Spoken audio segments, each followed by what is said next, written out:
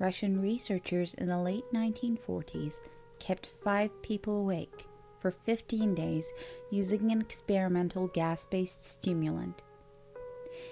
They were kept in a sealed environment to carefully monitor their oxygen intake so the gas didn't kill them since it was toxic in high concentrations. This was before closed-circuit cameras, so they had only microphones and 5-inch thick glass portal-sized windows into the chamber to monitor them.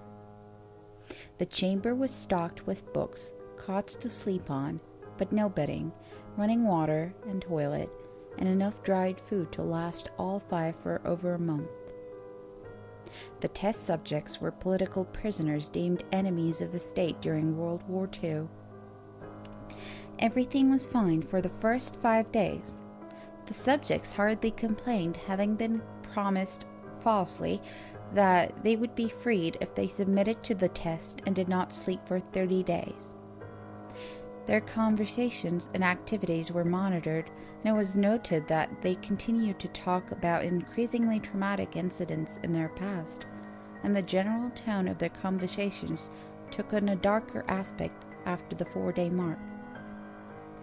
After 5 days, they started to complain about the circumstances and events that led them to where they were, and started to demonstrate severe paranoia.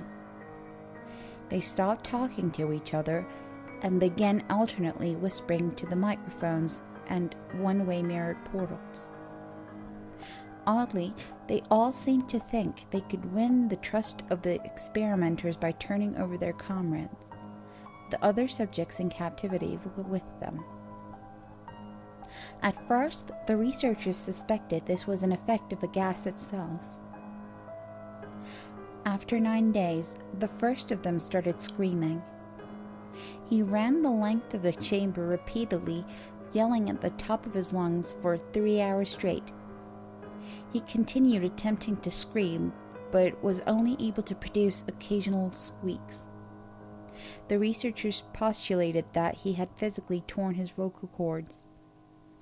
The most surprising thing about this behavior is how the other captives reacted to it. Or, rather, didn't react to it.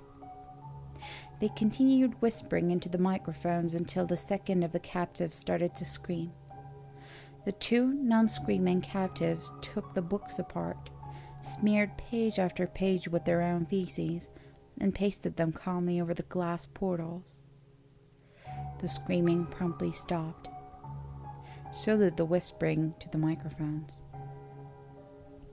After 3 more days passed, the researchers checked the microphones hourly to make sure they were working, since they thought it would be impossible that no sound could be coming from 5 people inside. The oxygen consumption in the chamber indicated that all 5 still must be alive. In fact, it was the amount of oxygen 5 people would consume at a very heavy level of strenuous exercise. On the morning of the 14th day, the researchers did something they said they would not do to get a reaction from the captives. They used the intercom inside the chamber, hoping to provoke any response from the captives they were afraid were either dead or vegetables. They announced, "We are opening the chamber to test the microphones.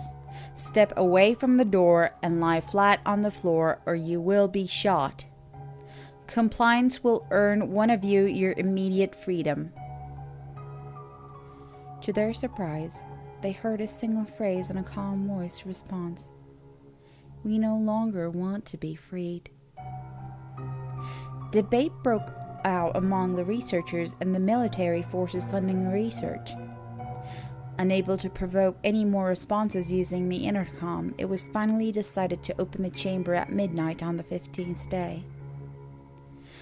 The chamber was flushed off the stimulant gas and filled with fresh air, and immediately voices from the microphones began to object. 3 different voices began begging, as if pleading for the life of the loved ones, to turn the gas back on. The chamber was opened, and soldiers sent in to retrieve the test subjects. They began to scream louder than ever, and so did the soldiers when they saw what was inside. 4 of the 5 subjects were still alive, although no one could rightly call the state that any of them were in life. The food rations past A5 had not been so much as touched. There were chunks of meat from the dead test subjects' thighs and chests stuffed into the drain in the center of a chamber, blocking the drain and allowing 4 inches of water to accumulate on the floor. Precisely how much of the water on the floor was actually blood was never determined. All 4 surviving test subjects also had large portions of muscle and skin torn away from their bodies. The destruction of flesh and exposed bone on their fingertips indicated that the wounds were inflicted by hand, not with teeth, as the researchers initially thought. Closer examination of the position and angles of the wounds indicated that most, if not all of them, were self-inflicted. The abdominal organs below the rib cage of all 4 test subjects had been removed. While the heart, lungs, and diaphragm remained in place, the skin and most of the muscles attached to the ribs had been ripped off, exposing the lungs through the rib cage. All the blood vessels and organs remained intact. They had just been taken out and laid on the floor, fanning out around the eviscerated but still living bodies of the subjects. The digestive tract of all 4 could be seen to be working, digesting food. It quickly became apparent that what they were digesting was their own flesh that they had ripped off and eaten over the course of a day. Most of the soldiers were Russian special operatives at the facility, but still many refused to return to the chamber to remove the test subjects. They continued to scream to be left in the chamber and alternately begged and demanded that the gas be turned back on lest they fall asleep. To everyone's surprise, the test subjects put up a fierce fight in the process of being removed from the chamber. One of the Russian soldiers died from having his throat ripped out. Another was gravely injured by having his testicles ripped off and an artery in his leg severed by one of the subject's teeth. Another 5 of the soldiers lost their lives, if you count ones that committed suicide in the weeks following the incident. In the struggle, one of the 4 living subjects had his spleen ruptured, and he bled out almost immediately. The medical researchers attempted to sedate him, but this proved impossible. He was injected with more than 10 times the human dose of morphine, and still fought like a cornered animal, breaking the ribs and arm of one doctor.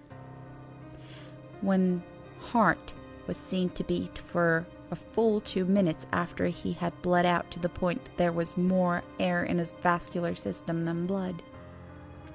Even after it stopped, he continued to scream and flail for another 3 minutes, struggling to attack anyone in reach, and just repeating the word "more" over and over, weaker and weaker, until he finally fell silent. The surviving 3 test subjects were heavily restrained and moved to a medical facility, the 2 with intact vocal cords continuously begging for the gas, demanding to be kept awake. The most injured of the 3 was taken to the only surgical operating room that the facility had.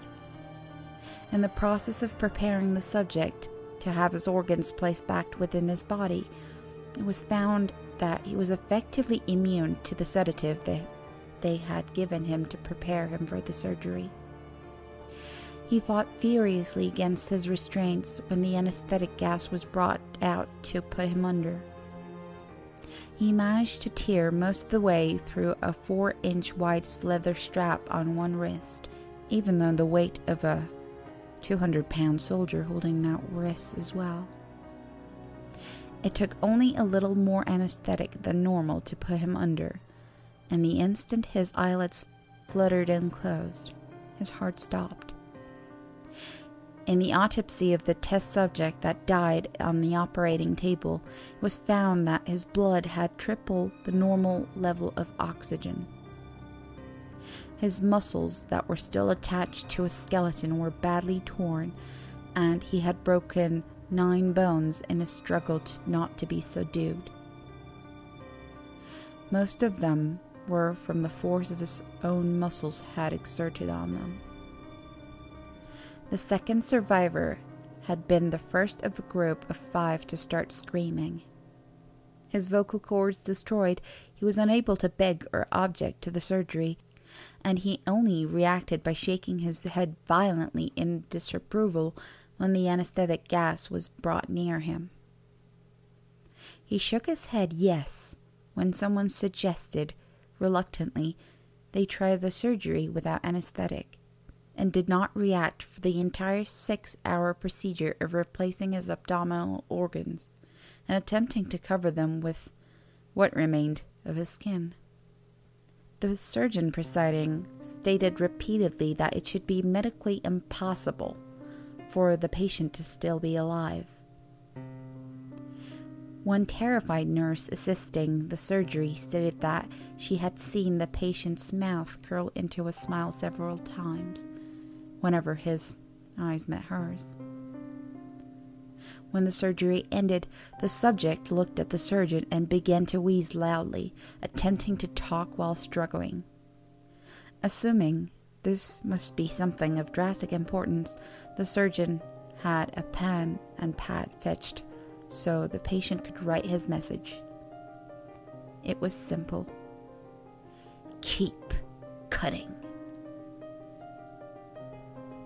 The other 2 test subjects were given the same surgery, both without anesthetic as well, although they had to be injected with a paralytic for the duration of the operation. The surgeon found it impossible to perform the operation while the patients laughed continuously. Once paralyzed, the subjects could only follow the attending researchers with their eyes. The paralytic cleared their system in an abnormally short period of time, and they were soon trying to escape their bonds. The moment they could speak, they were again asking for the stimulant gas. The researchers tried asking why they had injured themselves, why they had ripped out their own guts, and why they wanted to be given the gas again. Only one response was given. I must remain awake. All 3 test subjects' restraints were reinforced, and they were placed back into the chamber awaiting determination as to what should be done with them. The researchers, facing the wrath of their military benefactors for having failed the stated goals of their project, considered euthanizing the surviving subjects. The commanding officer, an ex-KGB, instead saw potential and wanted to see what would happen if they were put back on the gas. The researchers strongly objected, but were overruled. In preparation for being sealed in the chamber again, the subjects were connected to an EEG monitor and had their restraints padded for long-term confinement. To everyone's surprise, all 3 stopped struggling the moment it was let slip that they were going back on the gas. It was obvious at this point all 3 were putting up a great struggle to stay awake. One of the subjects that could speak was humming loudly and continuously. The mute subject was straining his legs against the leather bonds with all his might, first left, then right, then left again, for something to focus on. The remaining subject was holding his head off his pillow and blinking rapidly.